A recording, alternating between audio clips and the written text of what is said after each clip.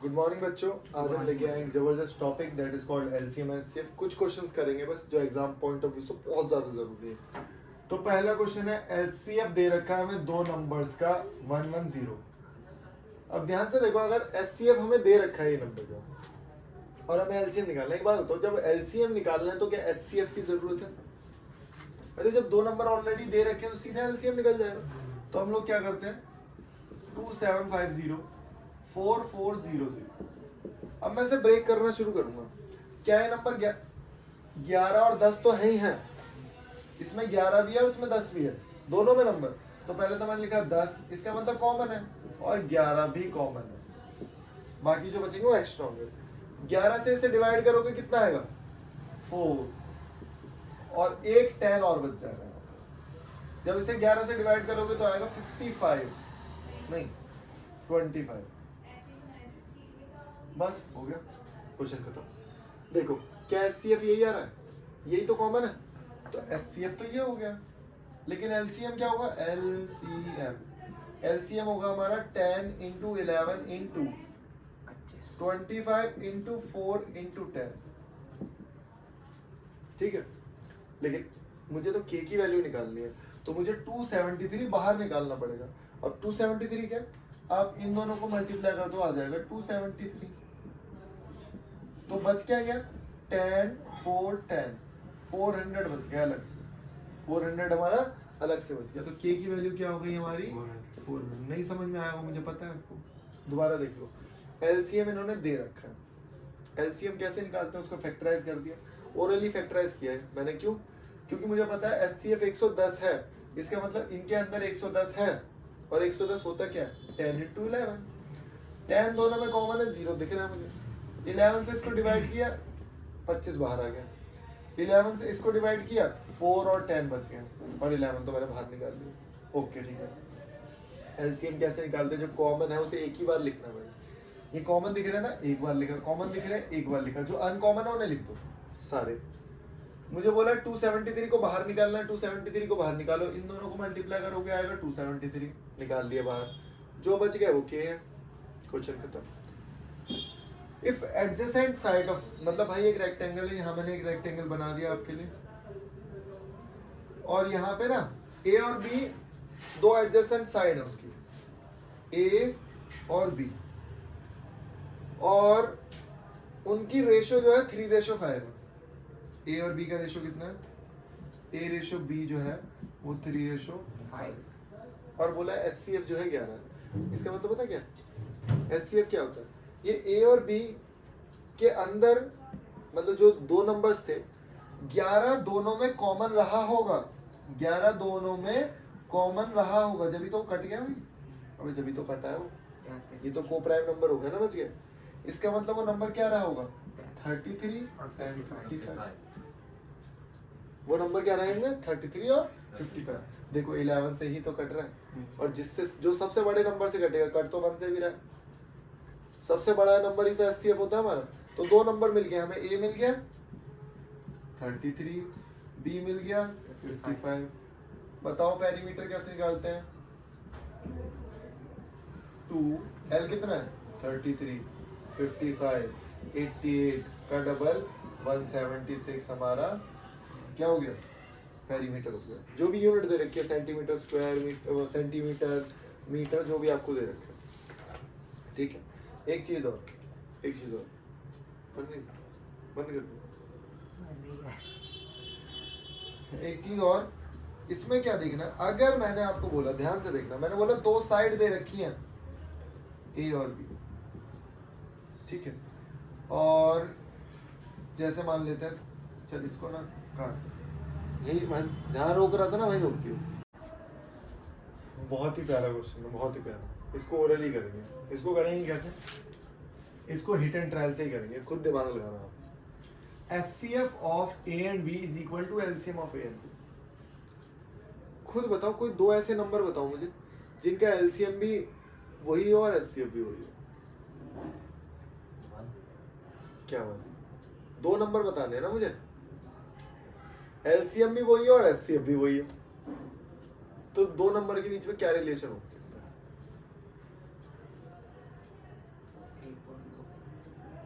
1 और 2 का एलसीएम तो 2 होगा और एचसीएफ 1 होगा। कहाँ है बराबर?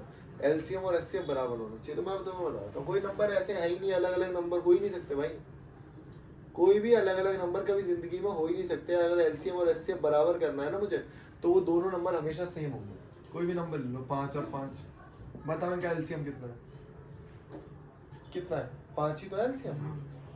और इनका एचसीएफ कितना है? वो भी 5 ही है। यहाँ मैं क्वेश्चन को चेंज करता हूँ, ए और बी तो बराबर होंगे यहाँ पे भाई, ए और बी बराबर होंगे। एमसीक्यू में आएगा तो ए और बी बराबर या फिर ए इंटू बी, ऐसे बहुत सारे ऑप्शन दे रखे हैं। मैंने बोला एलसीएम बताना है आपको ए और बी का, अगर आपको एचसीएफ दे रखा है 1, एचसीएफ क्या दे रखा है आपको? 1। या फिर मैं बोलूं ए और बी का रिलेशन बताना है, रिलेशन बताना, बहुत आसान क्वेश्चन। तो मैं बता, 2 नंबर है ए और बी मेरे पास, ऐसे 2 नंबर है, कोई भी 2 नंबर ले लिया हमने, उनका एचसीएफ 1 है और एलसीएम नहीं पता मुझे, चलो एलसीएम भी नहीं पता, मतलब 2 नंबर है और मैंने पूछ लिया एलसीएम क्या है। बहुत सारी चीजें पूछ सकता हूँ, तो याद रखोगे कभी भी अगर 2 नंबर है ए और बी, अगर 2 नंबर है ए और बी और उनका एचसीएफ 1 है, तो एलसीएम उनका ए इंटू बी होगा। कैसे? ये तो एक फॉर्मूला आपने पढ़ा था, 1 नंबर क्या पढ़ा था हमने? First number into second number is equal to LCM into HCF. अच्छा एचसीएफ क्या है भाई? 1 है। एलसीएम क्या है? नहीं पता। दोनों नंबर ए और बी हैं, उन दोनों का प्रोडक्ट ही एलसीएम होगा। और रिलेशन क्या होगा? A and B are coprime और कोप्राइम। कोई भी कोप्राइम नंबर ले लो, 3 और 5 ले लो भाई, दोनों का एलसीएम क्या होगा बताना? 15। मल्टीप्लाई कर दो, क्योंकि इनका एचसीएफ 1 है। एचसीएफ अगर 1 है ना भाई, तो कुछ नहीं करना, दोनों को कर दो मल्टीप्लाई। मैंने बोला 4 और 7 कोप्राइम है, कोई भी कॉमन फैक्टर नहीं है 1 के अलावा, तो एचसीएफ क्या होगा इसका? 1। एलसीएम क्या होगा? मल्टीप्लाई कर दो, 28। समझे? अगला क्वेश्चन देखो, वो भी बहुत आसान है। अब बच्चे ना इसमें दिमाग लगाने लग जाते हैं, पता नहीं यार इसमें क्या करना होगा अगले क्वेश्चन में। एचसीएफ दे दिया हमें 2, एलसीएम दे दिया है हमें और 2 नंबर दे दिए हैं। तो 2 नंबर क्या है? 20 और पी। एलसीएम क्या है? 16। एचसीएफ कितना है? 2। 2 से 2 काट दो, 0 से 0 काट दो, पी की वैल्यू क्या है? 6। बहुत बढ़िया, क्या बात, शानदार। और अगर इसे हिट एंड ट्रायल से करना हो, मान लो मुझे नहीं पता यार ये फॉर्मूला, हिट एंड ट्रायल से करना हो तो क्या करना? अब मुझे पता है कि इसके अंदर ना यहाँ पे 6 है, तो यहाँ पे भी कुछ ना कुछ ऐसा नंबर होगा। 6 किसके टेबल में आता है? 3 के टेबल में। 6 किसके टेबल में आता है? 3 के टेबल में। 6 के टेबल में भी आता है। तो यहाँ तो मैं 2 नंबर रख सकता हूँ। अगर मैं 3 भी रखता हूँ ना यहाँ पे पी की जगह, देखना, तो पी की जगह रखूंगा तो 60 आएगा, और 6 रखूंगा तो भी 60 आएगा। मल्टीप्लाई नहीं करना, एलसीएम बता रहा हूं।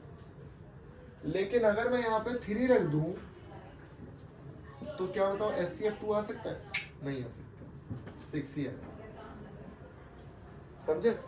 इस तरीके से क्वेश्चन को किया जाएगा अगर हिट एंड ट्रायल से करना है। ठीक है, बहुत ही जबरदस्त, बहुत ही शानदार क्वेश्चन है, बहुत कॉम्पिटिटिव एग्जाम्स में आता है क्वेश्चन, सच बताओ। अब मेरे पास क्वेश्चन ये है। अच्छा एक चीज बताता हूँ, पहले तो मैं एक छोटा सा कंसेप्ट बताऊँ भाई। मैं 2 नंबर लिख रहा हूँ, 4 और 6। मैंने क्या लिखा? 4 और 6। मैं इसको फैक्टराइज करूंगा 2 into 3, sorry 2 into 2 and 2 into 3। अगर मैं लिखूं एचसीएफ, अगर मैं एचसीएफ लिखूं तो क्या आएगा बताओ? 2। और अगर मैं एलसीएम लिखूं तो 2 तो आएगा ही आएगा, क्योंकि कॉमन है, और जो बच गए वो भी आते हैं। 24, बहुत बढ़िया। अब छोटी सी चीज याद रखोगे बेटा, जो मैं एचसीएफ को बाहर निकाल देता हूँ ना, जब मैं एचसीएफ को बाहर निकाल देता हूँ तो मेरे पास जो भी नंबर बचेंगे उनमें कुछ कॉमन नहीं होगा, क्योंकि अगर उनमें कॉमन होता तो फिर वो एचसीएफ में आ जाता। मैं 2 बड़े नंबर ले लेता हूँ। मैंने नंबर ले लिए 8, ठीक है, और ले लेते हैं हम लोग 12।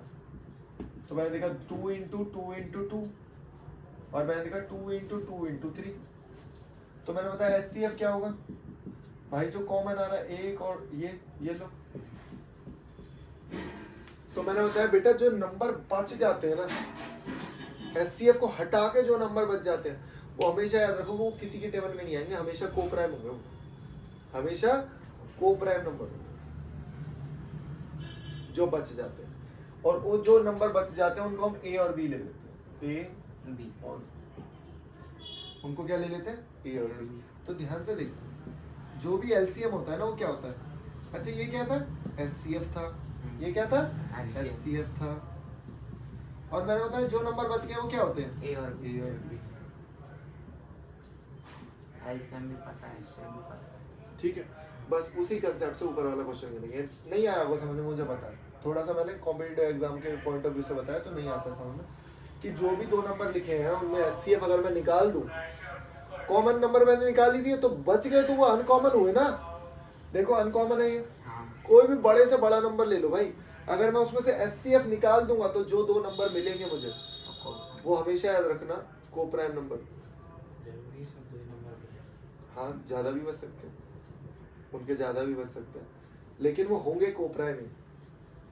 अब जैसे मान ले यहाँ पे बचा है तेरा 15 और 16 बच गया भाई, बताए को प्राइम ही तो है। इसको मैं लिखूंगा 3 इंटू 5, इसे लिखूंगा 4 इंटू 4 या 2 इंटू 2 इंटू, तो भाई इसमें तो कहीं 2 आ ही नहीं रहा, ये तो को प्राइम ही हो गए ना, 15 और 16 को प्राइम ही। हाँ दो ही बचेंगे, एक तरीके से दो ही नंबर बचेंगे, ठीक है।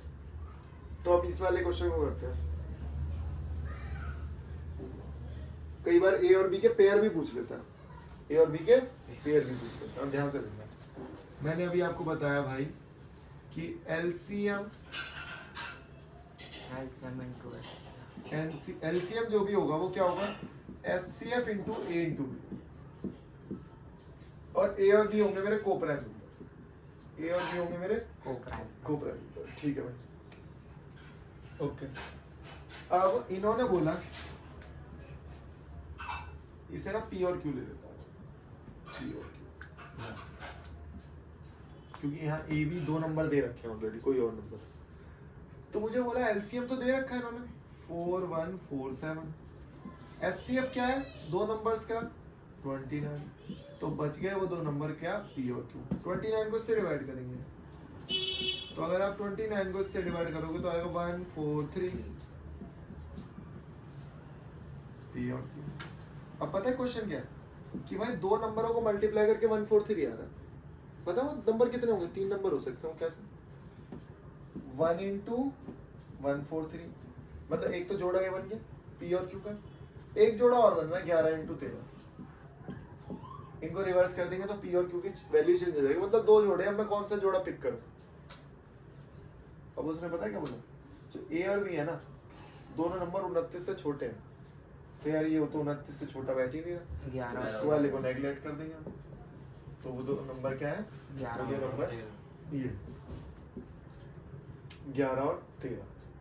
अब सुनो एक चीज और छोटी सी, 11 और 13 ए, मतलब जो ए और बी नंबर है मेरे, समझना ध्यान से, ए जो होगा वो मेरा 11 इंटू कॉमन नंबर क्या था, मैंने बताया दो नंबर निकाल रहा हूं मैं, जो दो नंबर है मेरे, नहीं 11 से छोटे नहीं है, ये दोनों हो सकते हैं नंबर, ये भी हो सकता है और ये भी हो सकता है, 11 29 से बड़े हैं, छोटे नहीं है, 29 से बड़े हैं नंबर, वो भी कंडीशंस क्यों दिया, मैं ये वाला ही क्यों ले रहा हूँ नंबर, मैं बता दूँ 11 इंटू 29, और बी जो नंबर होगा वो 11 इंटू 13 इंटू 29, क्या होगा 13 इंटू 29, ये दो नंबर आ गए मेरे, या तो ये हो सकता है या तो ये हो सकता है, या फिर ए हो सकता है मेरा 1 इंटू 29 और बी हो सकता है 143 इंटू 29। ये दो नंबर निकालेंगे कैसे, मैंने बताया था ना दो नंबर निकालने का तरीका क्या है, एचसीएफ को मल्टीप्लाई करेंगे, ये एचसीएफ है ना, उन दोनों नंबर में जो भी को प्राइम नंबर है उन्हें एचसीएफ में अगर मल्टीप्लाई कर देंगे तो दो नंबर आ जाएंगे असली वाले, ठीक है। तो ये वाला नहीं हो सकता, पूछो क्यों, क्योंकि दोनों नंबर 29 से बड़े हैं, तो ये तो 29 के बराबर आ रहा है, तो इस वाले को नेगलेक्ट कर देंगे ऊपर वाले। अब इन दोनों का क्या पूछा है मुझसे, डिफरेंस पूछा है। इन दोनों का क्या पूछा है, डिफरेंस पूछा है। तो अगर मैं डिफरेंस निकालूं, अच्छा मॉड लगा हुआ है, इसका मतलब पॉजिटिव लिखना है मुझे। 13 इंटू 29 माइनस 11 इंटू 29, 29 कॉमन ले लो तो ये आ जाएगा 2 इंटू 58 आ जाएगा आंसर। क्योंकि ये पूरा मॉड में है तो मैंने आगे पीछे कर दिया, उससे कोई फर्क नहीं पड़ता। मैं दोबारा बता रहा हूँ बेटा, 4 मेरे पास 2 नंबर थे, मैं आप क्वेश्चन को बता रहा हूँ तुम्हें, 2 और 3 ए और बी है मेरे, और इनका जो HCF है, HCF जो है इनका वो है मान लो 7। तो अगर मैं बोलूँ मुझे वो 2 नंबर निकालने हैं तो पता है क्या करोगे, 7 से मल्टीप्लाई करो 40, 7 से मल्टीप्लाई करो 20, तो वो जो 2 नंबर है ना मेरे, वो ये है 2 नंबर, वो 2 नंबर क्या है मेरे असली में ये है। अगर मैं बोलूँ मैं इससे 7 बाहर निकाल लूँ, क्योंकि HCF बाहर निकाल लूंगा तो फिर 2 आ जाएंगे नंबर, और ये दोनों नंबर हमेशा को प्राइम होंगे HCF को बाहर निकालने के बाद। बहुत ही शानदार क्वेश्चन था। दोबारा से समझो बच्चों कि LCM के अंदर HCF होता ही होता है, LCM के अंदर HCF होगा ही होगा, और जो बच जाएंगे वो दोनों नंबर हमेशा 2, 3 जितने भी होंगे वो कोप्राइम नंबर्स होंगे। अगर वो कोप्राइम नंबर नहीं होते, उसके अंदर और कुछ कॉमन होता, तो फिर वो नंबर HCF के अंदर आ जाएंगे, इंक्लूड हो गए। समझ रहे हो जो मैंने इससे पहले बता दिया आपको, समझे ना। उतार लो। अब ये लास्ट क्वेश्चन और कर रहे हैं हम लोग, बहुत ही अच्छा क्वेश्चन है, कॉमन सेंस लगाएंगे। पहले तो ये 2 वैल्यूज दे रखी है, मैं 2 वैल्यू से बताता हूँ कि भाई अगर 2 नंबर्स को ऐड करके क्या आ रहा है, 0 आ रहा है, तो सिंपल सी बात है, एक नंबर नेगेटिव होगा, एक नंबर पॉजिटिव होगा। लेकिन मुझे दिख रहा है यार तो दोनों ही नंबर नेगेटिव है, दोनों ही नंबर नेगेटिव है। और बढ़िया बात इन्होंने दे दी, कुछ ना कुछ पावर दे रखी है इन्होंने, कुछ ना कुछ पावर दे रखी है। अब यहाँ पे पावर इसकी है n और यहाँ पे पावर है 8n। अगर आप 8n के साथ, अगर आप 8n के साथ कुछ भी n की वैल्यू रखोगे तो वो हमेशा क्या नंबर आएगा, इवन ही आएगा। अब यहाँ ऑड नंबर रखो कोई भी, मैंने ऑड नंबर रखा 3, 8 3 24, इवन आ रहा है। अगर मैं ऑड रखूंगा या इवन रखूंगा, 8 से मल्टीप्लाई होने के बाद हमेशा वो इवन ही मिलेगी, मतलब मुझे तो पता है आप ये तो इवन है, तो इसका मतलब ये तो आंसर बना है।